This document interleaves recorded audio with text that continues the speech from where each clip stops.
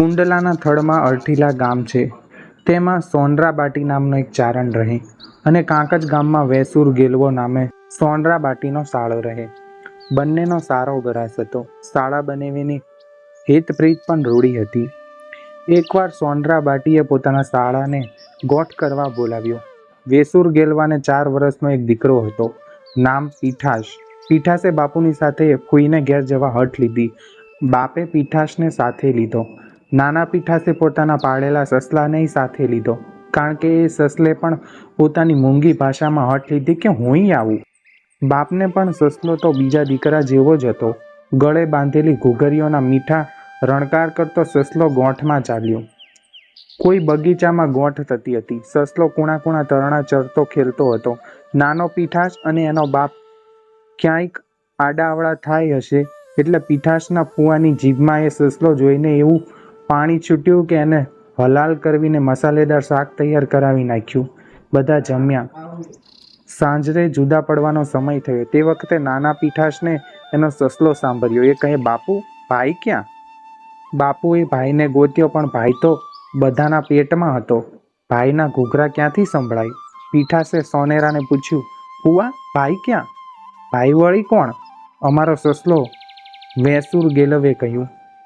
સસલો તો પડ્યો આપણા પેટમાં. ફુવાએ વાત સમજાવી. પીઠાસ રડવા લાગ્યો. વેસુર ગેલવો ગળગળો થઈ ગયો. એણે કહ્યું, અરે ભૂંડા, પેટના દીકરા જેવા સસલાને મારી નાખ્યો અને એની માટી મને ખવડાવી. બનેવી છો એટલે શું કરું? બીજો હોત તો ભારો ભાર લોહી માંસ વસૂલ કરત. સાળો બનેવી ચડભડ્યા. વેસુર ગેલવાનું ડોકું ઉડાવી દઈને સોનેરો બાટી ઘેર ચાલ્યો ગયો. જઈને ઘરવાળીને કહે, ચારણ્ય, તારા ભાઈને મારીને આવ્યો છું. એમાં શું? એ તો મરદના ખેલ છે.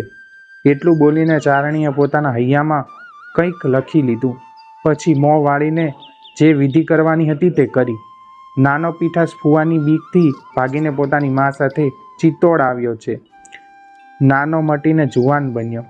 રાણાના રાજદરબારમાં કવિરાજની પદવી પામ્યો. ચિત્તોડના રાજદરબારમાં એની કવિતા ઉપર મોરલી ઉપર નાગ ડોલે તેમ ડોલી રહ્યો છે.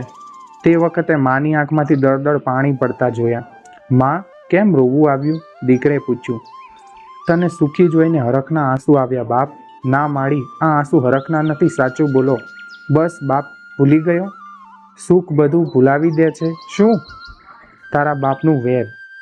રાણીની પાસેથી 2 રાજપૂત લઈને પીઠાસ કાઠિયાવાડ આવ્યો. અરઠીલા ગામને માથે બરાબર અધરાત કાળે ઓઢણે કાયા ઢાંકીને કોઈ ગોરી ગોરી વિધવા બેઠી હોય તેમ બેઠી હતી. એના વલોવાતા અંતર સરીખું વાદળ જાણે ઉડી ઉડી વેદનાને ભારે ભાંગી પડ્યું હોય તેવું લાગતું હતું અને ઓલવાતી અનેક શાખાઓ જેવા તારાઓ ચમક ચમક થતા હતા.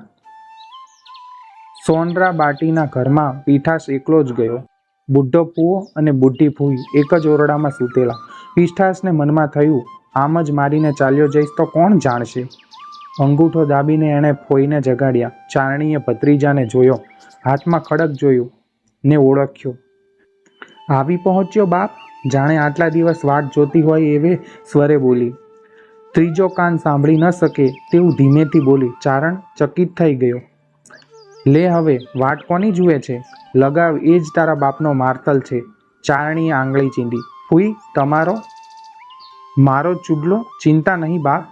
એક જ ઘાયે પીઠાસે પતાવ્યું. હવે તને ખબર છે બાપ કે એને માથે કોણ બેઠા છે? હમીર અને નાગાજણ, 2 મારા 2 સાવજ.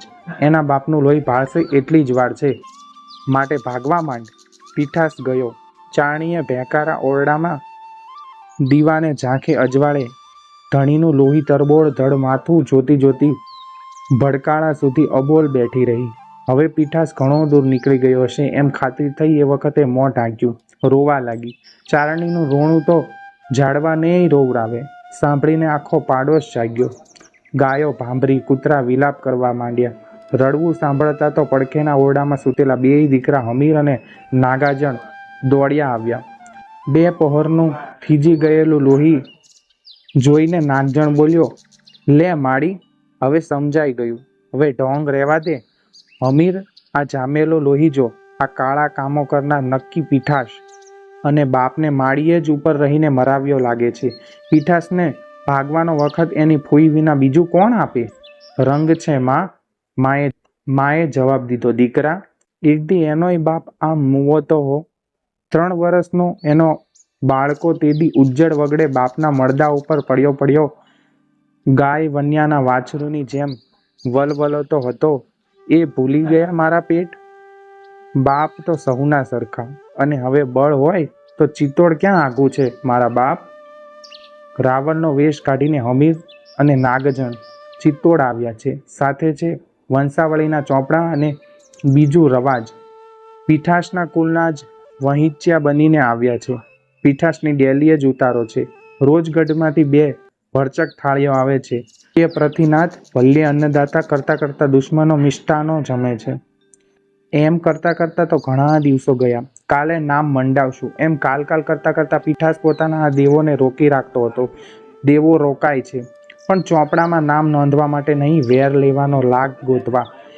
એ લાગ નથી મળતો. પીઠાસ મહેલમાંથી જ્યારે દરબારમાં જાય છે અને દરબારમાંથી પાછો ઘેર આવે છે ત્યારે સાથે આરબોની બેરખ હોય છે. એકલો ક્યાંય મળતો નથી. એક દિવસ એવો આવી ગયો. રાતનો બીજો પહોર જામતો આવે છે. વેશધારી રાવળો ડેલીએ બેઠા રવાજ ઉપર સૂર જમાવી રહ્યા છે. આવડ, ખોડલ, બેચરાજી વગેરે જોગણીઓના છંદો રવાજના સૂરની સાથે ઘોર નાદે લલકારી રહ્યા છે. બીજી બાજુ ઝરૂખામાં પીઠાસ અને એની જોબન ભરી ચારણીની વચ્ચે મીઠી મસ્તી જામતી આવે છે. સુખી વર વહુ સમાસમાં સુખ કિલ્લોલ કરી રહ્યા છે. એ બેલડીના જગતમાં અત્યારે જાણે ત્રીજું કોઈ માનવી જીવતું ન હોય એવી બાદશાહી જામી છે. ઝરૂખો ધણધણે છે. ચારણ પોતાની બધી કવિતાને બધા અલંકારો ધરની નારી ઉપર ઢોળી રહ્યો છે. સુખ જાણે કે સમાતું નથી. ત્યાં તડ કરતી ચારણીના હાથની ચૂડલી નંદવાણી. મસ્તી થંભી ગઈ અને બંને હાથમાં ફક્ત એક જ ચૂડી, રાતીચોળ ચૂડી. તે ફૂટી. ચારણી થડકતે અહીંયા બોલી, મારા હાથ અડવા નહીં રાખવું, અત્યારે જ ચૂડી લાવી આપો. ચારણ હાંસીમાં બોલ્યો, એક રાત હાથ અડવો રહેશે તો મને કાંઈ કોઈ મારી નહીં નાખે. ચારણ, ચૂડલીની ઠેકડી ન હોય, લાવી આપો. લ્યો, માણસ મોકલું. ના, માણસને મણિયારા હોંકારો ના આપે, તમે પોતે જ લઈ આપો. પીઠાસ ચૂડલી લાવવા ચાલ્યો. બીજા માણસો સૂઈ ગયેલા. એકલો જ ચાલ્યો. ડેલીએ રાવળ ભાઈઓ બેઠા હતા. તે બોલ્યા, અન્નદાતા, અટાણે એકલા? સાથે આવીએ? ભલે દેવ, ચાલો. બંનેની ભેટમાં કટારી તો હતી. 3 જણા ચાલ્યા. એવે ટાણે મણિયારાનું ઘર ઉઘડાવ્યું. ચૂડી ખરીદીને પાછા ચાલ્યા. રસ્તો ઉજ્જડ હતો. પીઠાસ પૂછે છે, જુઓ છો દેવ, ચૂડી કેવી? નાગાજણ જવાબ વાળે છે, હે ચિત્તોડના વાસી બનેલા પીઠાસ, ચૂડી તો તને બહુ મોંઘી પડી ગઈ. હવે તો આવતા અવતારના સૌભાગ્ય સાચવવા જ એ પહેરી શકાશે. પીઠાસ ચોંક્યો. આ મર્મવાણીમાં જાણે કંઈક ભણકારા તો વાગ્યા, પણ સમજ્યો નહીં. પૂછ્યું, દેવ મરસ્યા જેવો દુહો કાં કહ્યો? હમીરે ઉત્તર દીધો, લ્યો બાપ, રૂડો દુહો કહીએ. હે પીઠવા, ઝાંઝવાના જળ મેળવવા તો બહુ મહેનત કરી, પણ તે મળ્યા નહીં. અંગ થાકી ગયા અને પાણી પીધા વિનાના તમે કાંઠે જ રહી ગયા. પીઠાસનું લોહી જાણે થંભવા લાગ્યું. કોઈ ઓળખીતો સૂર લાગે છે. કંઈક ઝાંખું હૈયે ચડે છે.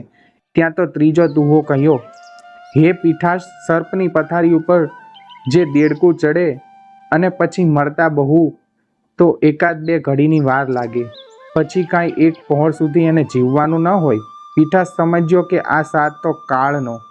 ત્યાં ચોથો દુહો ચાલ્યો, હે પીઠવા, આ સંસારના સુખ, વસ્ત્રાભૂષણ, બાગ બગીચા, ગાડીઓ અને ઘોડાઓ, અરે આખું રાજ, આ બધાને સૂના મેલીને તાર પગ ચાલતા નીકળવું પડશે. ખાટકી લોકો બકરાને પાંદડાની પથારી કરી આપે છે. એ પાંદડા ચારનારા બકરાને બહુ તો ઘડી 2 ઘડી જીવવાનું હોય, પહોર સુધી એના પ્રાણ ન રહે. ચોંકીને પીઠાસ બોલ્યો, તમે કોણ? બનાવટી દાઢી ઉતારીને 2 ભાઈ બોલ્યા, ભેરું. પીઠાસે ઓળખ્યા. હેતને સ્વરે પૂછ્યું, પહોંચ્યા તમે? 2 જણાએ કટાર કાઢી. પીઠાસને તો કાંઈ ડરવાનું રહ્યું નથી. એ તો સ્થિર ઊભો રહ્યો. ફક્ત એટલું જ બોલ્યો, ભાઈ ચારણ્ય ચૂડીની વાટ જોતી બેસશે, ઝૂરી ઝૂરીને પ્રાણ દેશે, ભરોસો પડતો હોય તો ચૂડી દઈને ચાલ્યો આવું. હમીરે નાગજણની સામે નજર નોંધી. નાગજણ કહે, હવે રામ રામ, અમે તમને ઓળખીએ છીએ. હમીર બોલ્યો, ના ના નાગજણ, તું પીઠાસને નથી ઓળખતો, જવા દે. અરે હવે જવા દઈએ? અને ગયો પીઠાસ પાછો આવે? હા હા પાછો આવે, જવા દે. ભાઈ ચીથરિયા મહાદેવ પાસે તમે ઊભા રહેજો, ત્યાં એકાંત છે, અહીં તમે પકડાઈ જશો. જાઓ, હું હમણાં પહોંચું છું. એમ બોલીને પીઠાસ ઝપાટા ભેર ઘેર ગયો. ચારણીના હાથમાં ચૂડી મૂકીને મોં મલકાવતો બોલ્યો, લે આ ચૂડી, સવાર સુધી જ તારે પહેરવી પડશે. કેમ? ભાઈબંધ પહોંચી ગયા છે. એ રાવલ નથી, હમીર અને નાગાજણ છે. તને મળવા જેટલી રજા લઈને હું આવ્યો છું. લ્યો રામ રામ, ઓલ્યા અવતારે મળશું. પીઠાસ ચાલ્યો કે તરત ચારણી નીચે ઉતરી ઘોડારમાંથી 2 પાણીપંથા ઘોડા ઉપર સામાન માંડ્યો. 2 હાથમાં ઘોડા દોરીને પીઠાસની પાછળ ચાલી. ચીથરિયા મહાદેવ ઉપર વાટ જોવાતી હતી. આગેથી પીઠાસ દેખાયો. હમીરે કહ્યું, નાગાજણ, પીઠાસ આવ્યો, મરદના વચન. નાગાજણે હસીને કહ્યું, પણ જરા આઘેરો તો જો, પીઠાસ મૂર્ખો નથી, તે એકલો આવે. બીજો આદમી અને ઘોડા, તારા અને મારા કટકા. પીઠાસને ખબર નથી કે પછવાડે કોણ ચાલ્યું આવે છે. આવીને એણે તો કહ્યું, લ્યો ભાઈ, હવે સુખેથી કામ પતાવી લ્યો. પીઠાસ વિશ્વાસઘાતી, આ પછવાડે કોણ? હમીર બોલ્યો. ત્યાં તો ચારણી લગોલગ આવી પહોંચી. પીઠાસે પછવાડે જોયું, દંગ થઈને બોલી ઉઠ્યો, ચારણ્ય, આ શું સૂઝ્યું? ચારણી મરક મરક મુખડે બોલી, ચારણ, આનું નામ કંઈ વેર કહેવાય? સાંભળે છે ચારણ, તું એના બાપને મરવા ગયો ત્યારે ભેળા 3 ઘોડા હતા. ફૂઈએ તને ભાગવા દીધો તે ને અહીં આ બાપડા તારો પ્રાણ લઈને કેટલેક ભાગશે. હમણાં ખબર પડતા જ રાણાની સાંઢિયું છૂટશે. દુશ્મનને આમ કમોતે મરવા નથી દેવો. તને ભગવાન સમો મળ્યો હતો તેમ એમ નહીં મળવો જોઈએ, માટે આ 2 ઘોડા આણ્યા છે.